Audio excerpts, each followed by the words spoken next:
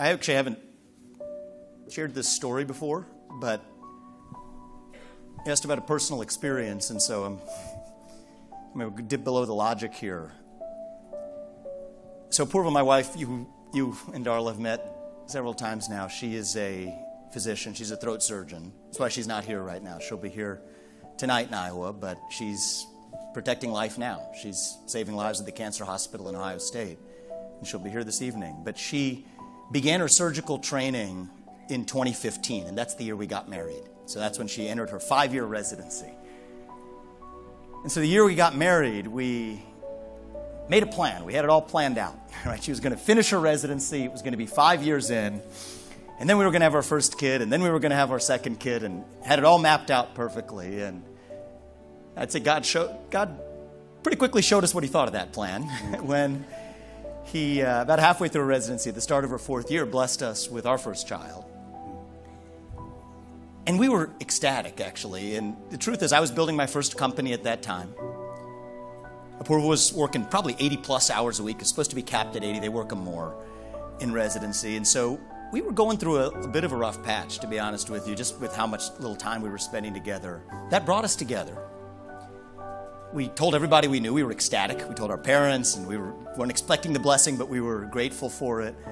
We told our family members, celebrated with our friends. We actually bought a journal.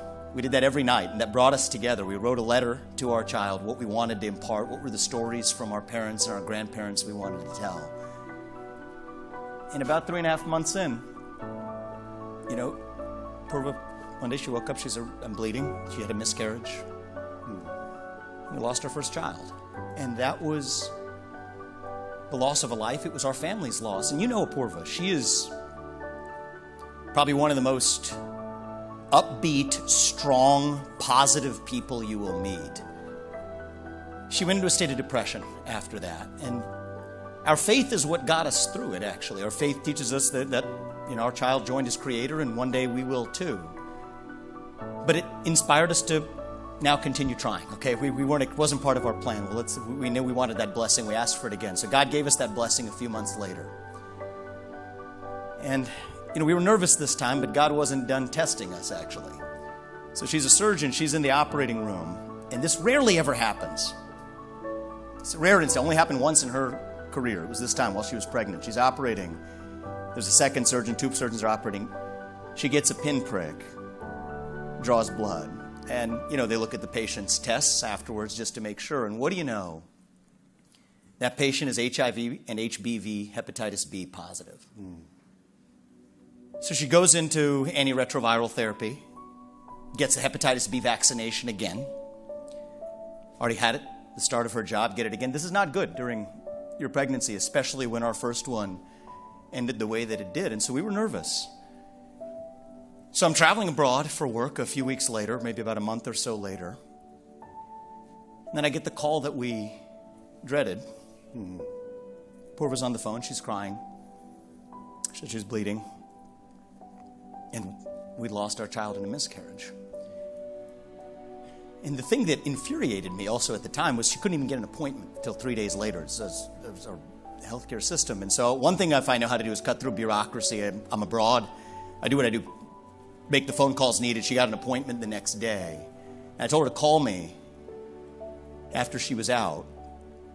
And so the next day I was waiting for a call. She goes in for the doctor's appointment. I get the call. She's crying. I'm getting ready to console her. And she said they found a heartbeat. That was our son.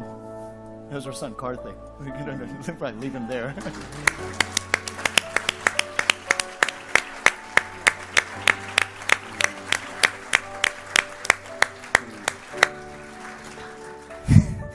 And that was alive, right? It's this guy right here.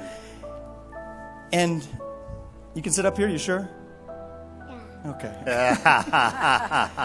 And I think that's what gives us our commitment. I mean, there's the logic of it. Yeah. But when you bring life into this world, you protect all life, born and unborn. And that's where our commitment comes from. And I think that, God taught us that through a different way than we had planned.